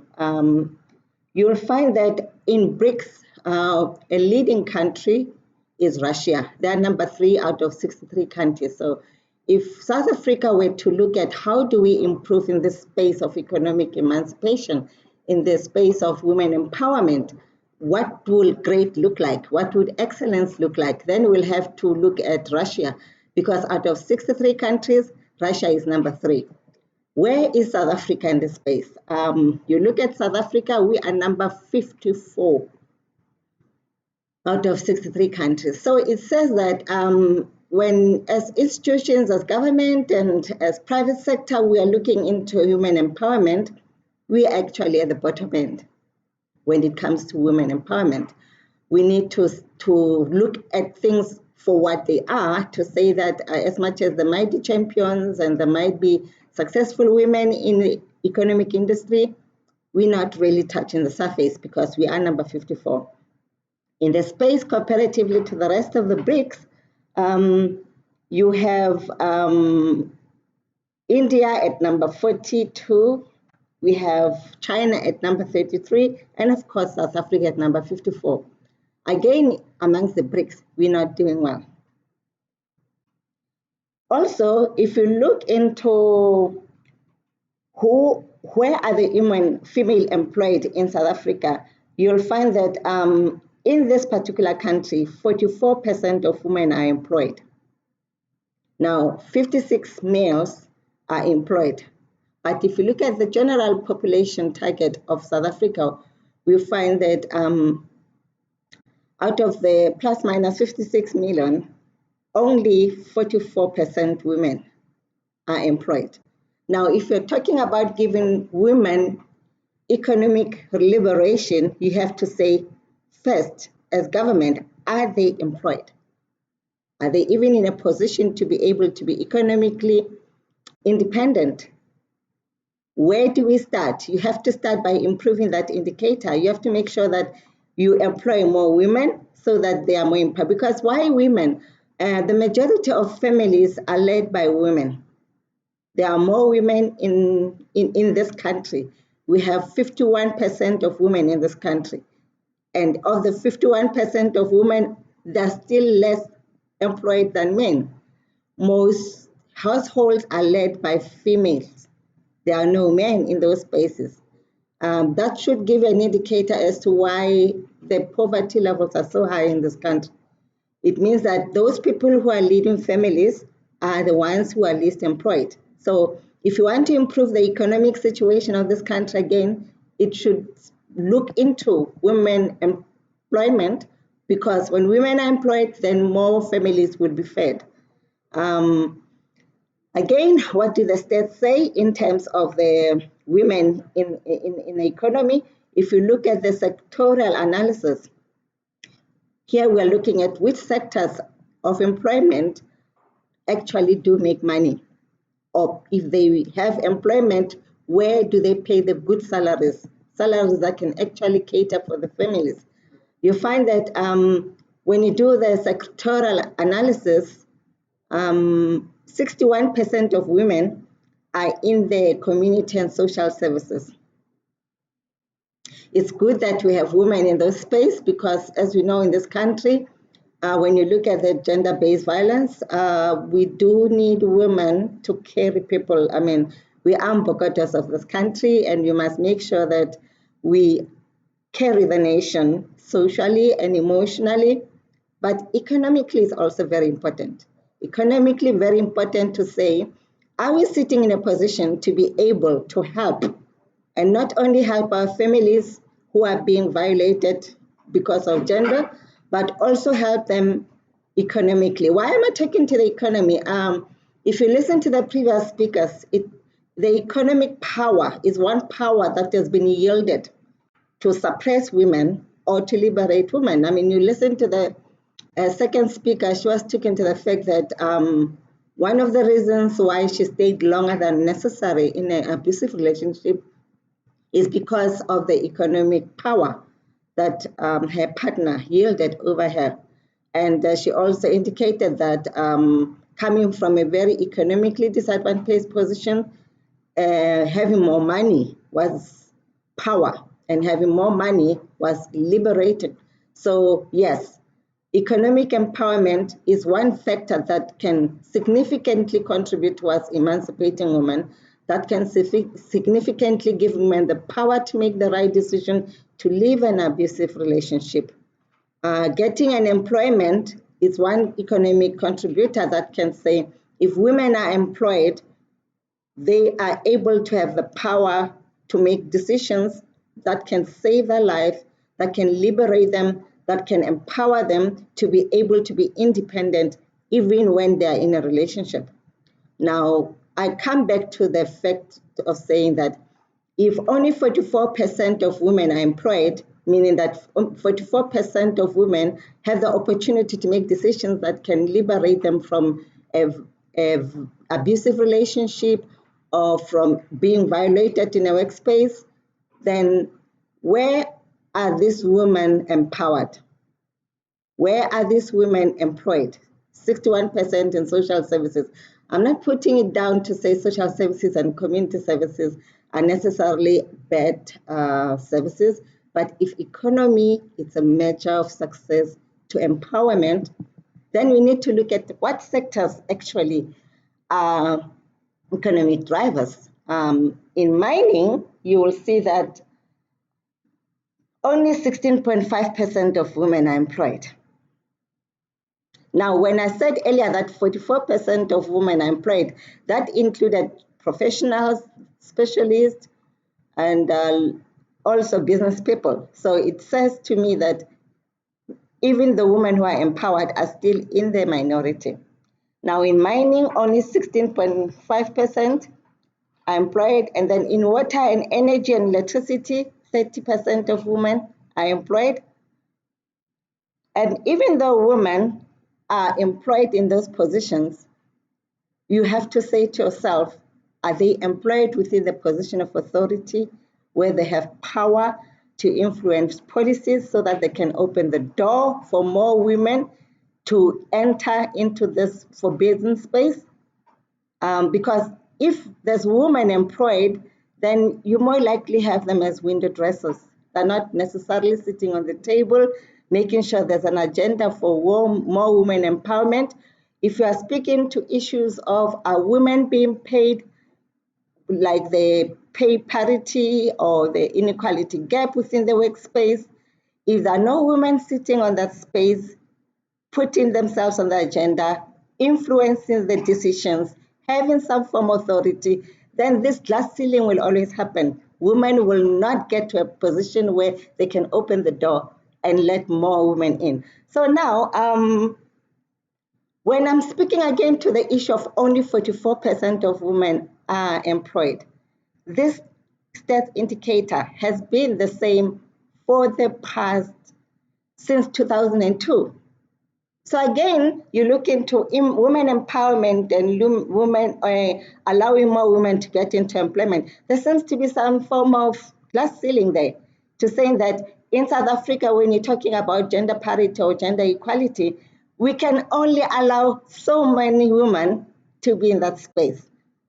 It means all these conversations we've had for the past years about women empowerment during Women Month have not really scratched the surface. That's why I like talking about the baseline, because we can speak, we can say we have interventions and measures in place, but if the stats, they say numbers don't lie. If the stats don't change, it means that not enough women are sitting on the table dictating what the agenda should be to make sure that there are more women not only employed, but in positions of authority, in positions of power to significantly change the agenda and the narrative and make sure that there are women who are equal to men in the workspace, even in parliament or in other positions of power. So you want to change things, I think we should start at looking at those stats and looking at the policies that we have with the company. I'll even bring it home. They say charity begins at home. At the CCMA, you have a large case number of harassments coming from spaces. Maybe not sexual harassment, but the gentleman before me did indicate that it happens again in determining salaries and promotions. If you get such cases, do they receive priority? Is it an indicator of your success when you are saying that we have adjudicated cases successfully and ensure that when women actually do come and bring those cases of sexual harassment or not being paid equal to men, we address them? Because you see, this is where your power comes in now. If you work on these indicators, if you prioritize these targets and make sure that you're successful in these spaces, then more women will come.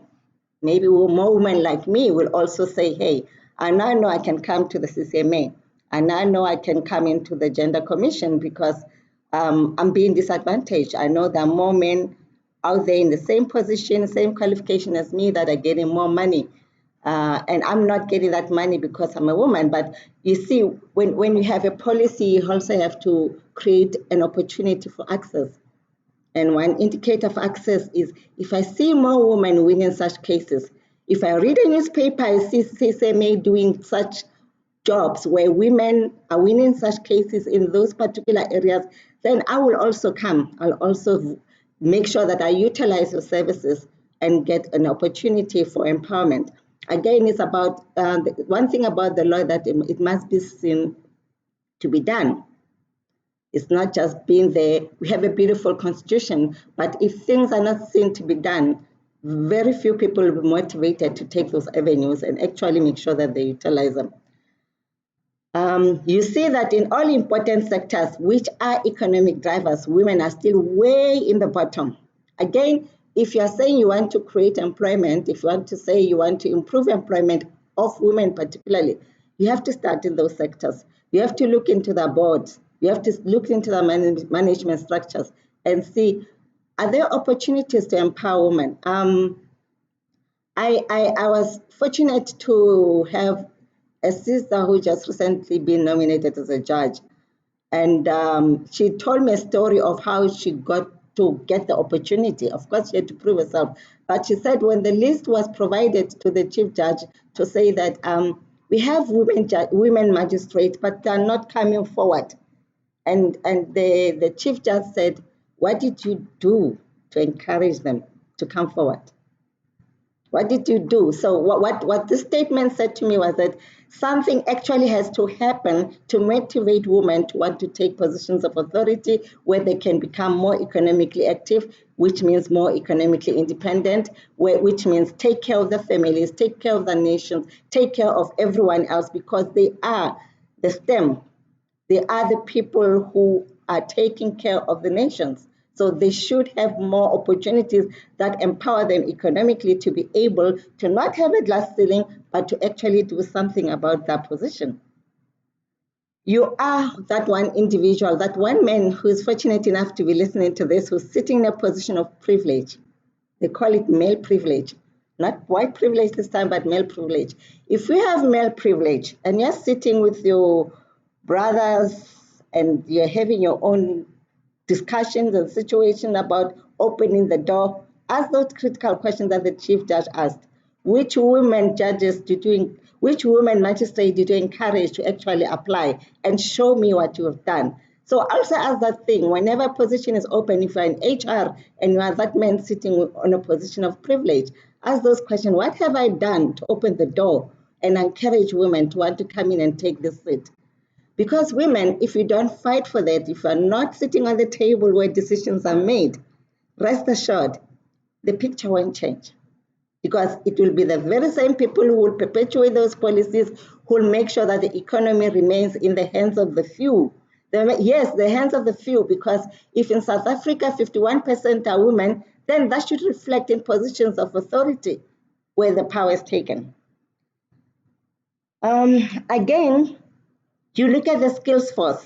When we are talking about planning the training agenda, or the training agenda, are women encouraged to be trained and capacitated?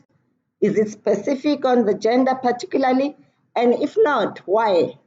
If the South African Quality Assurance Body is taking stats on training plans and it doesn't look at the stats as to are women being empowered, especially in the scarce skills, then nothing's going to change.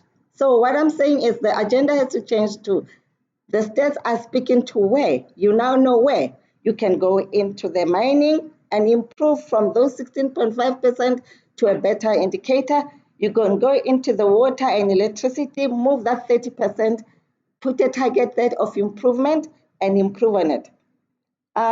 We are also talking about technology now. I mean, COVID-19 has brought us to the importance of technology. It says, if you're not technology savvy, if you're not skilling yourself or skilling the workforce, which is women in the particular case in technology, then your jobs will be extinct. So it says that the stats that we have will further decrease because women are not sitting in those positions.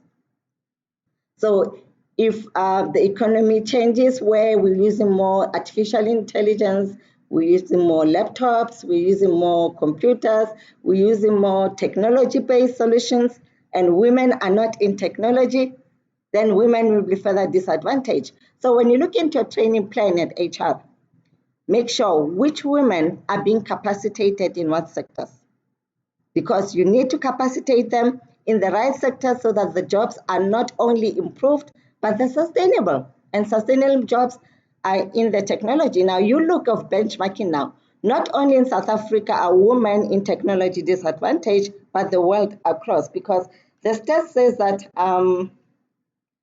only 30%, only 10% of women have enterprises that are in technology. Only 10% of women in the world. So again, in the world, women are disadvantaged in an economic indicator that is marked for improvement or sustainability in economy, economic sustainability. Again, women are not sitting those space.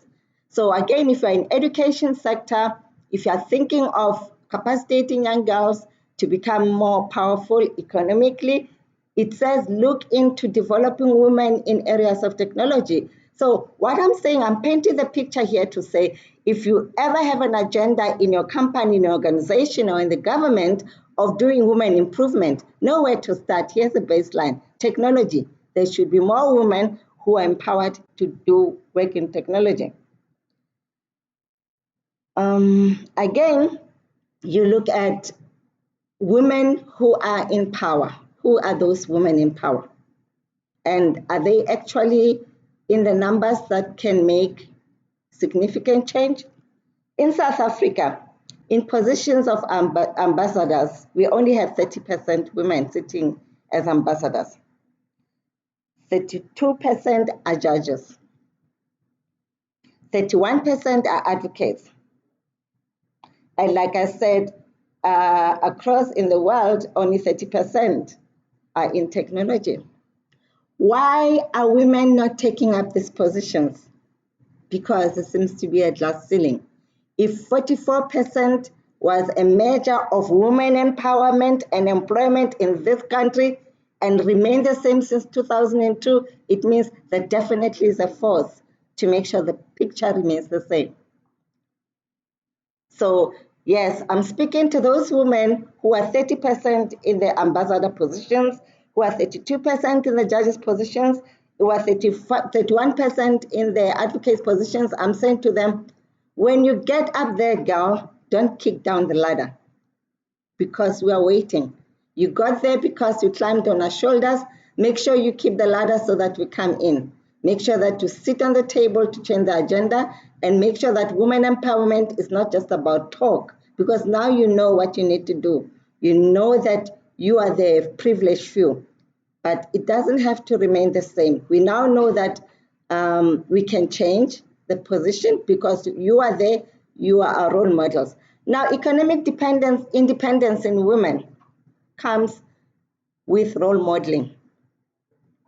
If you work in an organization where ESCO is mostly men and you are a female in a junior position, you're not motivated to get there because, well, you know that there can only be one female on the table. In most organizations, there can all be so many females on the table.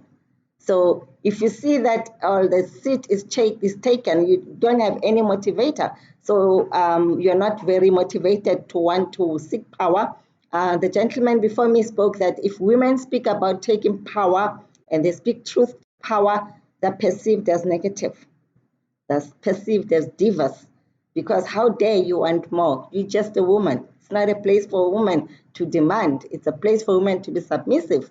That has to change because in the workplace, according to our constitution, according to our Gender Act, it is about equality. Now, there's the issue of equality and there's the issue of equity.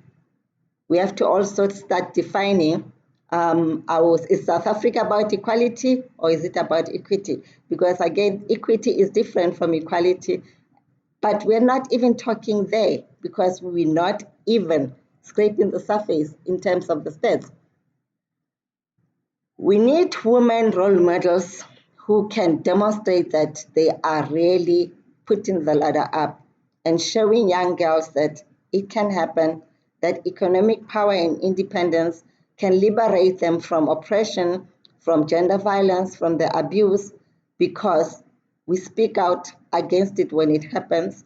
When I speak out against gender abuse, as a woman, I give that woman a voice who has scared to speak out because she can see that, oh wow, speaking about issues that are unfair, that are abusive, it's okay. What makes it okay is the environment.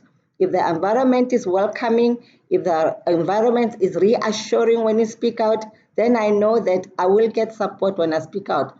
But if you have that one woman in your organization who always speak out against abuse, about inequality in the workspace, about inequality at home, and you are shunned upon, that too is a message. It's just as powerful as the abuse itself, because it says you speak out, you are shunned, you speak out, you are not cool anymore, you speak out, you will be punished. So again, it's not so much as what we do, it's what we don't do when things are happening. If we don't support them, if we don't encourage them, then we are just as abusive as that one person who won't give me a promotion. CCMA, I would like to thank you for this opportunity of allowing women to speak about the issues that disadvantage them. I would like to attend the next one where women are talking about opportunities where they're more in power, not disadvantage, where women speak about their experiences where they kick that door. I would like to speak in a forum where women are talking about breaking the glass ceiling. I would like to speak in a forum where women are talking about, yes, I can because she did it or she enabled me, because we can. Let's give access to people who really want to change. Let's give support to people who are showing courage in changing their situations. I speak to all those organizations that support women who are abused. I speak to all those people who know someone is being abused, even if they're not strong enough to speak out.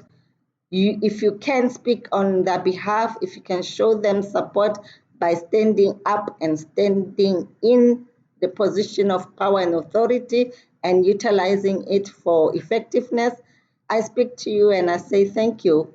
Thank you for speaking out. Thank you for being brave. And thank you for creating a platform where I know as a woman, the glass is not the ceiling. Thank you.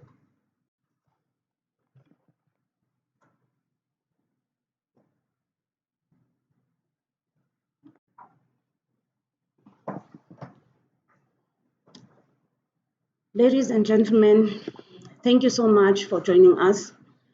I would like to thank our speakers who have taken the time and addressed us in these topical issues affecting women. And like I said earlier, we were blessed with a high caliber of speakers. And I'm sure you have taken a number of lessons like I have done. And from this session, one thing that I've learned is that as women, we have to be strong together. As women, we have to be kind to ourselves, because in most instances, we stay in situations that are not kind to ourselves because we're trying to be seen as strong, we're trying to persevere, we're trying to keep our families. But today we've learned that being vulnerable doesn't mean that you're not strong. So we need to take the stand as women.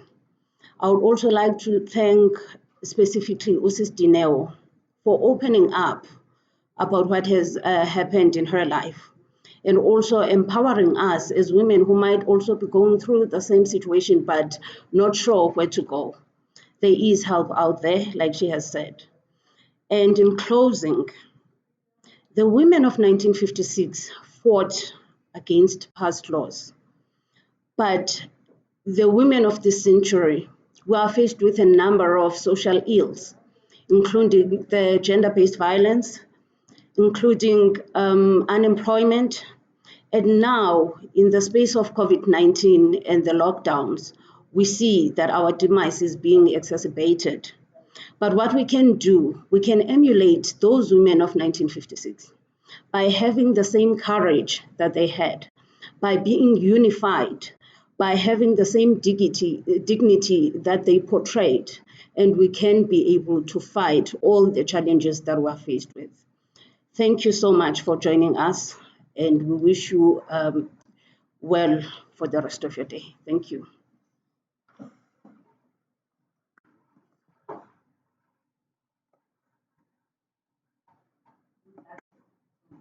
Sharing your experience with us.